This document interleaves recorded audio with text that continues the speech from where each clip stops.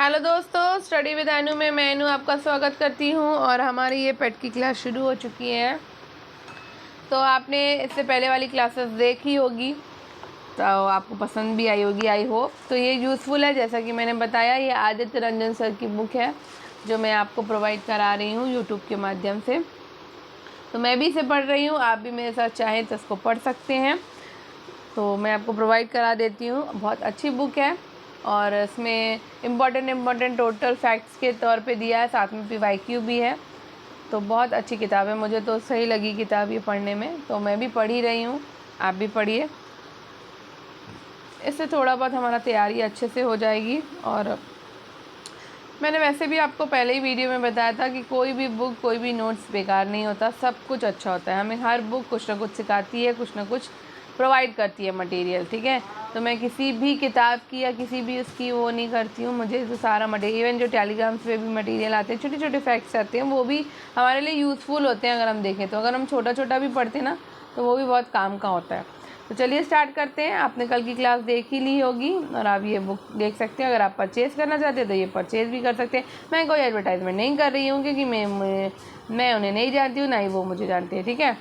तो मुझे ये मिली तो मुझे लगा मैं पढ़ रही हूँ, तो मैं आपके साथ भी इसको शेयर कर रही हूँ। तो कल हमने सिंधु घाटी सभ्यता जो है इसमें कंप्लीट करी थी। तो हिस्ट्री चल रहा है अभी, आपको पता ही है। तो आज हम उसके आगे का पार्ट करने वाले हैं और आज हम करने वाले हैं वैदिक काल को, ठीक है। तो चलिए वैदिक काल कर लेते हैं। छोटे छोटे टॉपिक्स हैं, कवर करते हुए चलेंगे, ठीक है। वैदिक काल, वेदों से स्टार्ट करने से पहले, मैंने स्टार्ट कर दिया। स्टार्ट करने से पहले अगर आप मेरे चैनल यानी स्टडी विद अनु में नए हैं तो स्टडी विद अनु को सब्सक्राइब करना और बेल आइकन को प्रेस करना बिल्कुल मत भूलिए, ताकि मैं जितने भी आपको सब्जेक्ट्स करा रही हूँ उन सबके नोटिफिकेशन आपको मिलते रहे। मैं पेट की क्लासेस करा रही हूँ, करंट अफेयर्स करा रही हूँ। ई दृष्टि में, ई दृष्टि की आपकी करंट अफेयर चल रही है इस समय 12 बजे। आपका ये पेट की ये बुक चल रही है जो मैं करा रही हूँ। उसके साथ साथ मैं NCERT भी करा रही हूँ आपको। तो आपका LT ग्रेड में, पेट में और UP PCS में ये सारी चीज़ें इम्पॉर्टेंट है, ठीक है।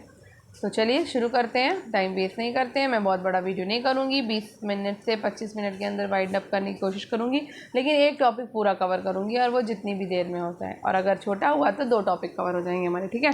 तो चलो पहले देखते हैं वैदिक काल। कल हमने सिंधु घाटी सभ्यता देखी थी, आज वैदिक काल पे हैं। तो वेदों से जानकारी मिलने के कारण इस संस्कृति को क्या कहते हैं? तो इस संस्कृति को हम कहते हैं वैदिक काल, ठीक है। तो वेदों से जानकारी मिलने के कारण इस संस्कृति को वैदिक काल कहा जाता है। वैदिक काल को मुख्यतः 2 भागों में बांटा गया है, एक ऋग्वैदिक काल, दूसरा उत्तर वैदिक काल। ऋग्वैदिक काल आपका 1500 से 1000 ईसा पूर्व तक आता है और उत्तर वैदिक काल आपका 1000 से 600 ईसा पूर्व का समय माना गया है, ठीक है। अब यहाँ ऋग्वैदिक काल को पहले देख लेते हैं। तो ऋग्वैदिक काल का प्रमुख ग्रंथ क्या है? आपका ऋग्वेद है, ठीक है। ये एक ग्रामीण सभ्यता थी, ठीक है। तो आपने पिछली कल क्लास में देखा कि सिंधु घाटी सभ्यता कैसी थी।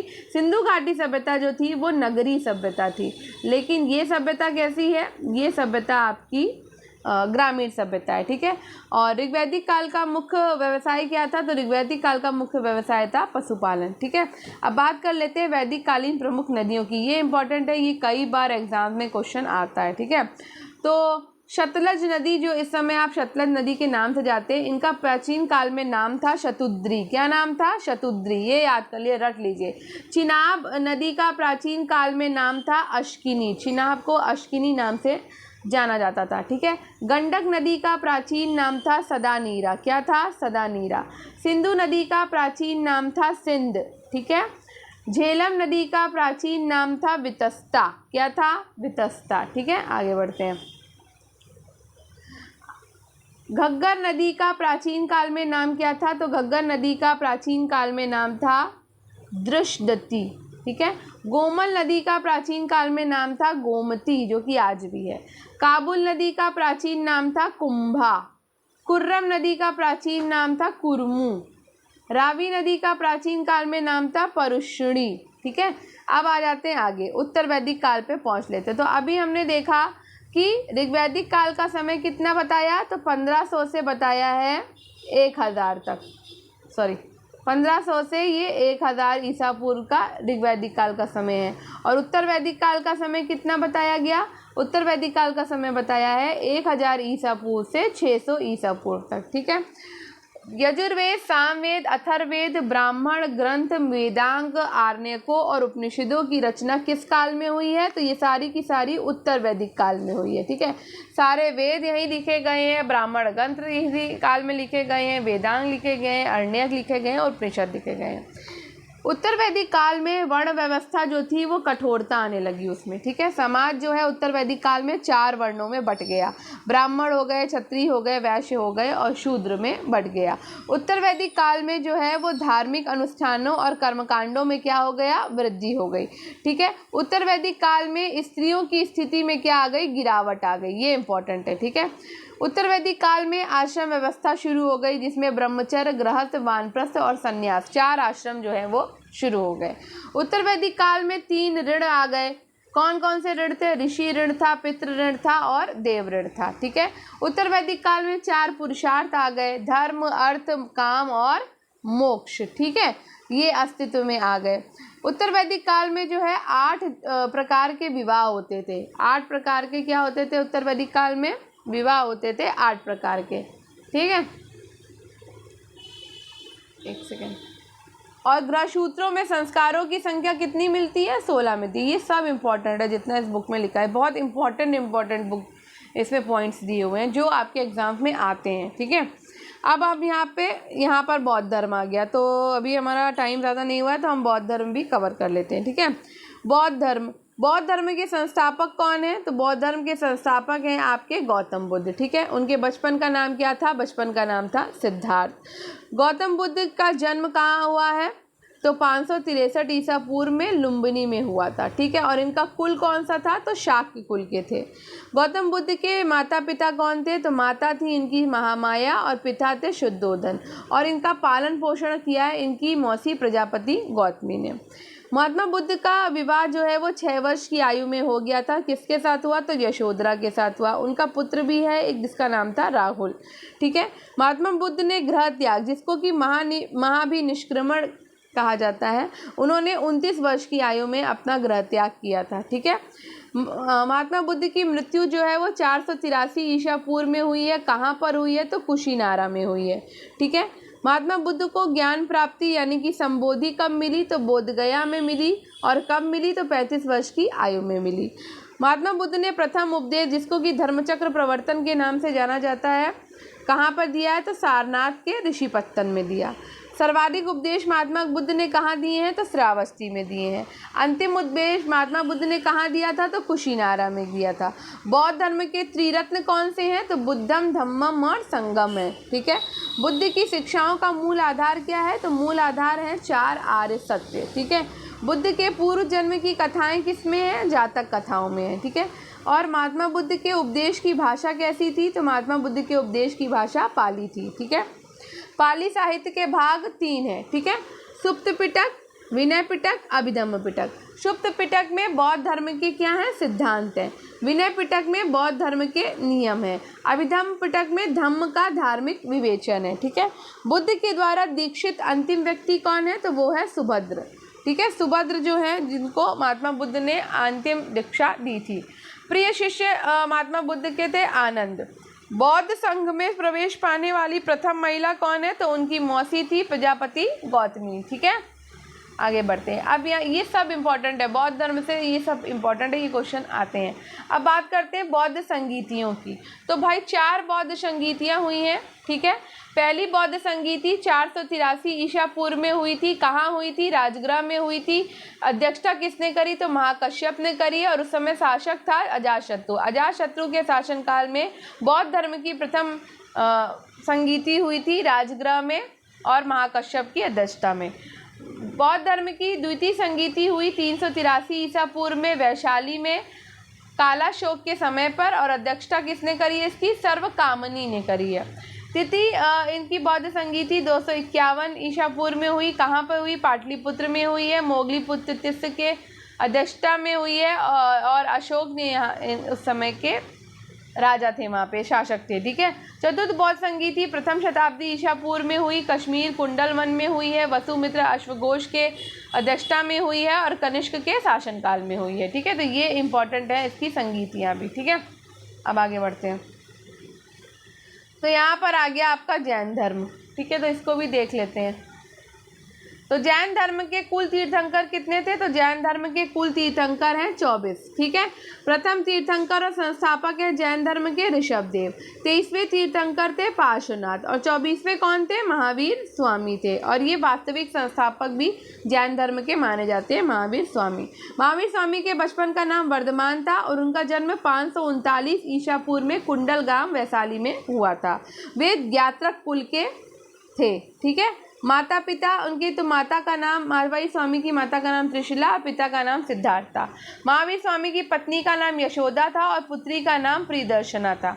महावीर स्वामी ने ग्रह त्याग किया है 30 वर्ष की आयु में। महावीर स्वामी की मृत्यु 468 ईसा पूर्व में हुई थी पावापुरी में।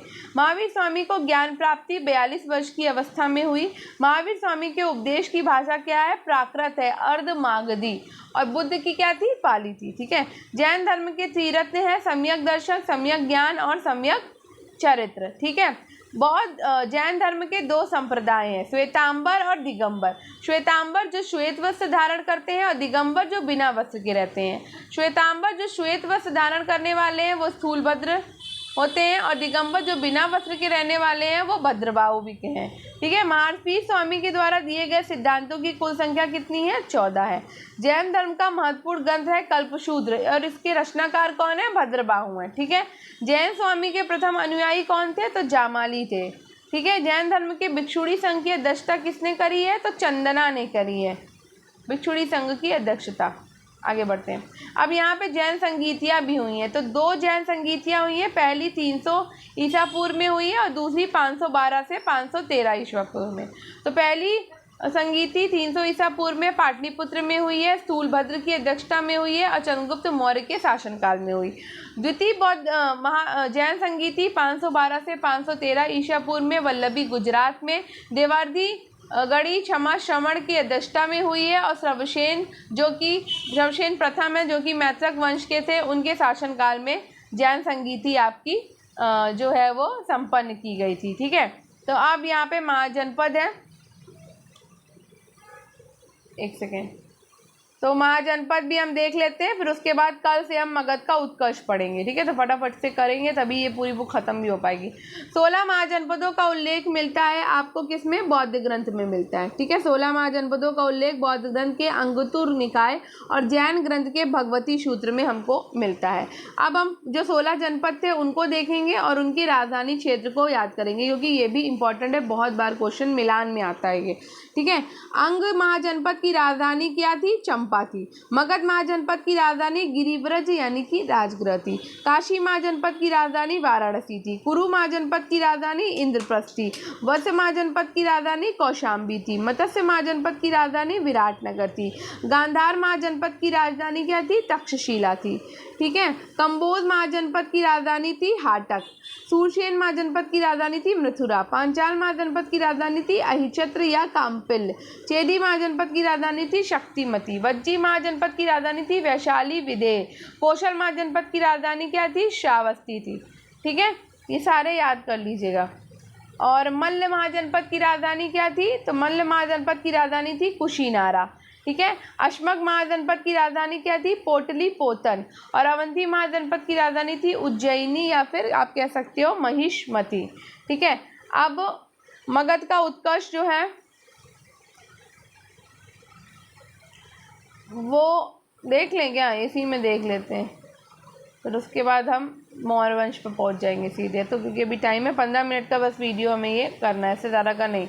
ठीक है, डेली, तो आप बोर नहीं होगे। अब आ जाते हैं मगध का उत्कर्ष देख लेते हैं। ठीक है, तो 16 महाजनपदों में मगध जो था वो सबसे शक्तिशाली था, ये बात याद रखनी है।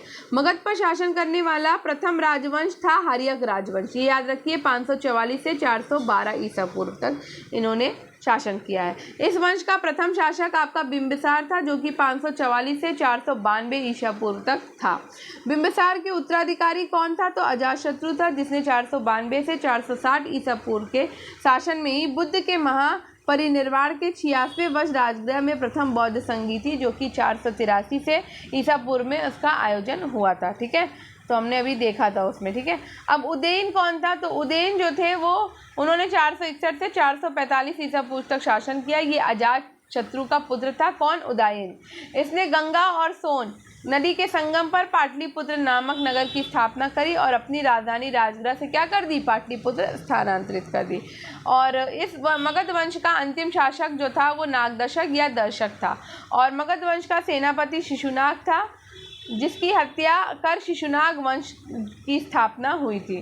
ठीक है, तो शिशुनाग ने 412 से 395 तक शासन किया, और शिशुनाग वंश जो है वो 412 से आपका 344 तक चला। इस वंश के शासक कालाशोक था। 394 से 366 ईसा पूर्व के शासनकाल में वैशाली में द्वितीय बौद्ध संगीति हुई है, जिसका आयोजन किया गया था 383 ईसा पूर्व में। और इस वंश का जो अंतिम शासक था वो आपका नंदीवर्धन था। कौन था अंतिम शासक? शिशुनाग वंश का नंदीवर्धन। ठीक है, नंद वंश की स्थापना महापद्म नंदन ने की थी 344 से 322 ईसा पूर्व में, और नंद वंश का अंतिम शासक घनानंद था, और 322 ईसा पूर्व में चंद्रगुप्त मौर्य ने घनानंद की हत्या करके मौर्य वंश की क्या करी? स्थापना करी। तो मौर्य वंश आपका 322 ईसा पूर्व में स्थापित हुआ है। तो कल हम मौर्य वंश देखेंगे। आज हमने यहीं तक देखा है, अब इसके आगे का पार्ट हम कल देखने वाले हैं। ठीक है, तो अगर आपको ये वीडियो पसंद आया हो तो स्टडी विद एनु को सब्सक्राइब करिए, स्टडी विद एनु को लाइक करिए, स्टडी विद एनु को शेयर करिए, और इसी तरीके के वीडियोस के लिए मेरे चैनल के साथ कनेक्टेड रहिए। आई होप आपको ये वीडियो पसंद आया होगा, तो लाइक करिए, शेयर करिए, पढ़ते रहिए, और अब मिलते हैं कल एक आगे के टॉपिक पर हम। ठीक है, तो 3 क्लासेस चल रही है, मैं दोबारा से बता देती हूँ। सुबह 8 बजे, दोपहर को 12 बजे और शाम को 5 बजे। ठीक है, तो आप 8 बजे देख सकते हैं क्लास, उसकी आपकी NCERT चलती है। उसके बाद आपका 12 बजे करंट अफेयर आता है, और शाम को ये पेट वाला आता है। ठीक है, तो आप तीनों क्लासेस को कर सकते हैं। तीनों आपके LT ग्रेड में भी काम करेंगे, उसके बाद आपको पेट में काम करेगा और UPPCS में। ठीक है, तो धन्यवाद, आपका दिन शुभ हो। मिलते हैं कल नेक्स्ट वीडियो में नेक्स्ट टॉपिक के साथ।